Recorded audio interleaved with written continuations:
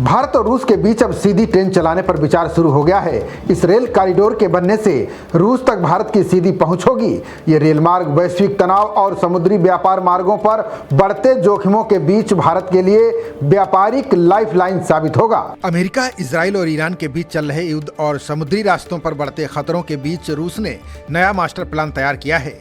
यह अंतर्राष्ट्रीय व्यापार का पूरा नक्शा बदल सकता है। लाल सागर और मध्य पूर्व के समुद्री रास्तों में जहाजों पर मंडराते जोखिमों को देखते हुए रूस अब भारत और हिंद महासागर तक सीधी पहुंच बनाने के लिए जमीन पर रेल नेटवर्क बिछाने के विकल्प पर गंभीरता से विचार कर रहा है। अगर ये महत्वाकांक्षी योजना धरातल पर उतरती है तो रूस से चलने वाली मालगाड़ियां तुर्कमेनिस्तान, ईरान, अफगानिस्तान और पाकिस्तान के रास्ते सीधे भारत तक पहुंच सकेंगी।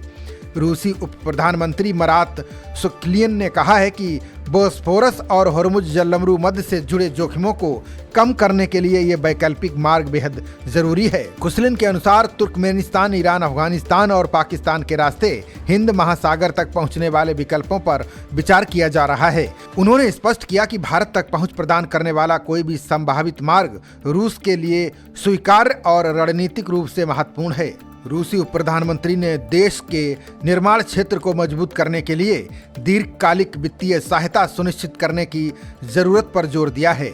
उन्होंने कहा कि रूस का निर्माण उद्योग फिलहाल हर साल अतिरिक्त 1 ट्रिलियन रूबल के निवेश को संभालने में सक्षम है। बता दें कि रूस के इस प्रस्ताव के पीछे सबसे बड़ी वजह महत्वपूर्ण समुद्री मार्गों से जुड़े जोखिम है। हॉर्मुज जलडमरू मध्य फारस की खाड़ी और ओमान की खाड़ी को जोड़ता है। सामान्य परिस्थितियों में दुनिया की करीब 1/5वां हिस्सा ऊर्जा आपूर्ति इसी रास्ते से गुजरती है। वहीं बोस्फोरस जलडमरू मध्य काला सागर को मरमारा सागर से जोड़ता है। तुर्की के नियंत्रण वाले इस जलमार्ग को लेकर भी रूस वैकल्पिक रास्तों की जरूरत महसूस कर रहा है।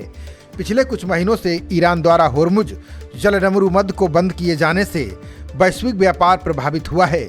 ऐसे में समुद्री रास्तों पर निर्भरता कम करने के लिए रूस जमीनी रेल और मार्गों को प्राथमिकता दे रहा है।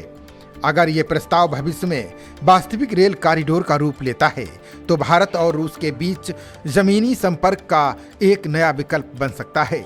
रूस को भारतीय महासागर तक सामान पहुंचाने के लिए समुद्री मार्गों के अलावा एक वैकल्पिक रास्ता मिल सकता है।